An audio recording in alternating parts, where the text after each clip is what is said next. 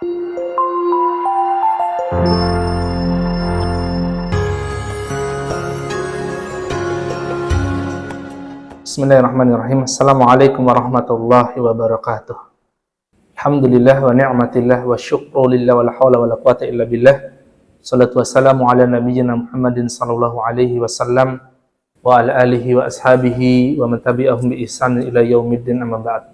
Pemirsa PIB TV hafizakumullah, kita akan melanjutkan bahasan Qissatul Anbiya, kisah-kisah pilihan para nabi.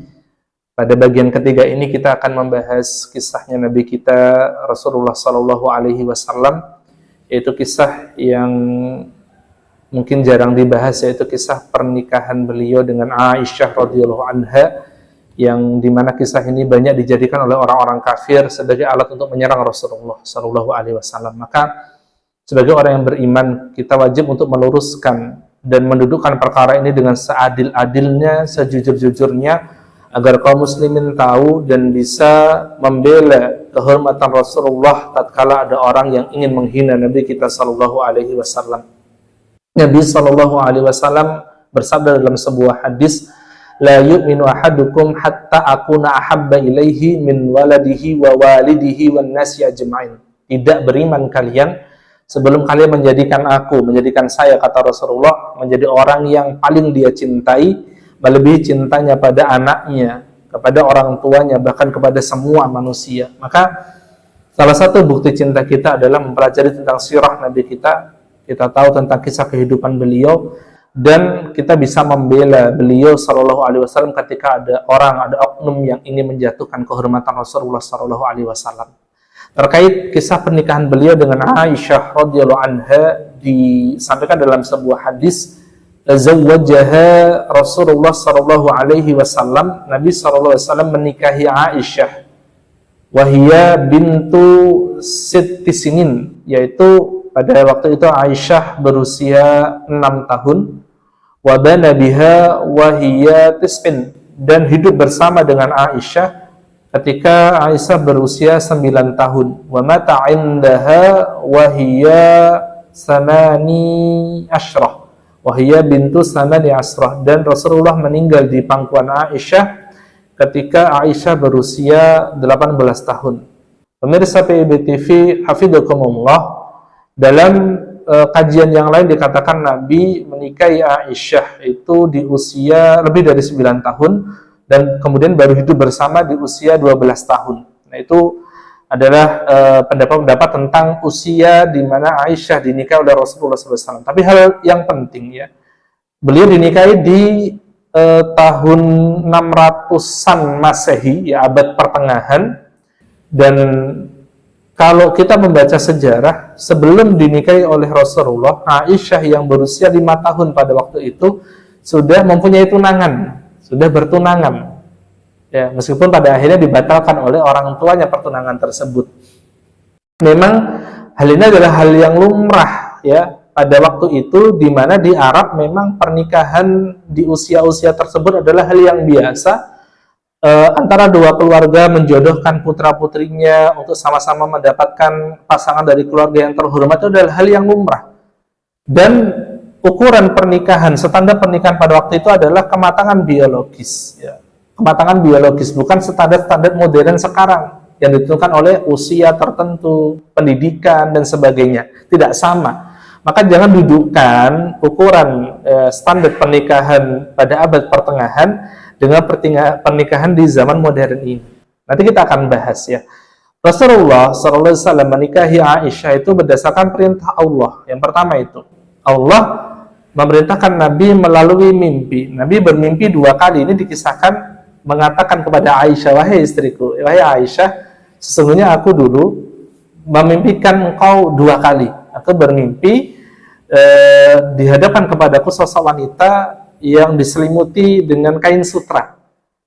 Maka malaikat berkata, meminta aku membuka sutra tersebut, dan ternyata ketika aku buka, aku dapati dia adalah dirimu. Maka aku katakan, kalau ini adalah ketentuan Allah, niscaya nanti akan terjadi, aku akan menikah dengan engkau. Dan akhirnya benar-benar terjadi. Jadi Rasulullah menikah Aisyah itu bukan karena syahwat beliau, bukan karena nafsu beliau, tapi karena perintah Allah Subhanahu wa taala. Dan hal itu adalah hal yang biasa pada zaman tersebut. Menikah dengan gadis belia itu bukan hal yang aneh. Buktinya apa tadi? Satu, Aisyah sudah bertunangan di usia 5 tahun. Yang kedua, banyak juga wanita-wanita Arab yang seperti Aisyah menikah di usia belianya. Kemudian yang ketiga, tidak ada satupun musuh-musuh Rasulullah dari bangsa Arab yang kemudian menjatuhkan kepribadian Nabi untuk memerangi Islam dengan mengatakan Nabi itu menyukai anak-anak atau mengeksploitasi anak-anak, memanfaatkan anak-anak dengan kedudukan beliau sebagai seorang nabi. Tidak ada sama sekali. Nabi hanya dicela sebagai pembohong, sebagai penipu, sebagai penyair. Tidak ada satupun yang mengatakan Nabi itu memanfaatkan anak kecil karena menikahi Aisyah. Itu sebagai bukti bahwasannya memang pada waktu itu di kalangan bangsa Arab pun hal yang biasa menikahi gadis belia. Bahkan ini yang penting, ternyata dari kajian ilmiah bukan hanya di Arab, pada abad pertengahan pernikahan dengan gadis-gadis belia itu juga terjadi pada kaum Nasrani di bangsa Eropa. Kaum Nasrani ya, bangsa Eropa di abad pertengahan. Saya akan bacakannya tulisan ini. Ada seorang bernama Santo Agnes, seorang perempuan dari Roma. Dia wanita yang sangat cantik, berusia 12 tahun, telah dilamar banyak laki-laki. Dia 12 tahun sudah dilamar banyak laki-laki sejak sebelum usia 12 tahun. Namun dia menolak dengan alasan karena dia sudah menyerahkan kehormatannya dirinya kepada Tuhannya sehingga dia tidak menikah. Dan dia menolak kepercayaan orang pada waktu itu untuk harus menikah seorang wanita. Dia menolak itu semua sehingga dia menjadi martir. Dia dibunuh karena kepercayaannya tersebut. Yang kedua, pada tahun 1396, abad ke-13 Masehi, Raja Richard II dari Inggris menikahi seorang wanita bernama Isabella dari Perancis sebagai istri yang kedua, dinikahi pada usia 7 tahun. Ya, Raja Richard II dari Inggris menikahi wanita dari Perancis bernama Isabella sebagai istri kedua yang usianya masih 7 tahun. Kemudian yang ketiga ada pernikahan Robert II de Piaus dengan Relais dari Italia.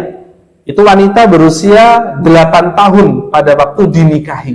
Subhanallah, ternyata menikahi wanita belia itu bukan hanya kebiasaan di Arab, tapi di abad pertengahan juga terjadi di Eropa. Kaum Nasrani juga melakukan hal yang sama. Maka sungguh tidak adil kalau pernikahan Rasulullah dengan Aisyah kemudian didudukkan standarnya dengan standar modern hari ini, di mana di Indonesia menikahi wanita minimal usia 19 tahun, harus berpendidikan dan sebagainya. Tidak layak dan tidak adil. Dan mereka tidak adil pula ketika membahas pernikahan Rasulullah dengan Aisyah dan menyampingkan kisah-kisah lain ya, dari bangsa mereka sendiri, dari agama mereka sendiri yang ternyata melakukan hal yang sama.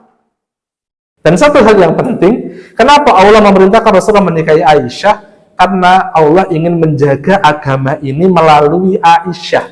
Banyak hadis-hadis ya, sekitar 2210 hadis tentang wanita, tentang keluarga yang diriwayatkan oleh Aisyah. Karena Aisyah itu wanita yang sangat cerdas, luar biasa, sehingga Allah ingin melalui Aisyah ini tersimpan ilmu-ilmu agama dan tersampaikan ilmu-ilmu agama yang tidak mungkin disampaikan oleh orang lain. Subhanallah, ini adalah bentuk pembelaan kita. Dengan kita belajar, kita tahu bahwasannya pernikahan Rasulullah dengan Aisyah itu bukan sesuatu yang janggal, tapi bisa didudukkan perkara yang secara adil dan bisa kita bantahkan kepada orang-orang yang menghina Rasulullah karena tidak mampu menghina agama Islam, tidak mampu menghina kepribadian Rasulullah yang begitu sempurna, fisik Rasulullah yang begitu sempurna.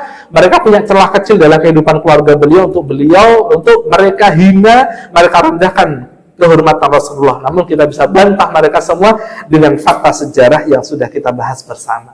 Pemirsa PIB TV rahimani wa rahimakumullah, demikian yang dapat saya sampaikan. Semoga bisa kita ambil manfaatnya dan bisa kita sebarluaskan kepada saudara-saudara kita agar mereka semua juga tahu. Wassalamualaikum warahmatullahi wabarakatuh.